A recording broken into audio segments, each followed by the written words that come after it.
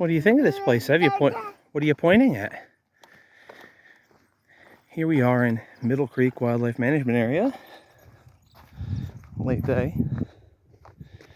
The roads on the north side of the lake are only open to traffic seasonally. Very popular with birders. And offers some really nice pastoral views of the hills through here.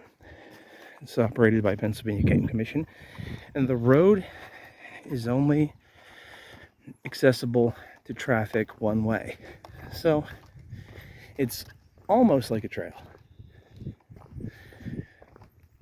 which is why we're hiking it today.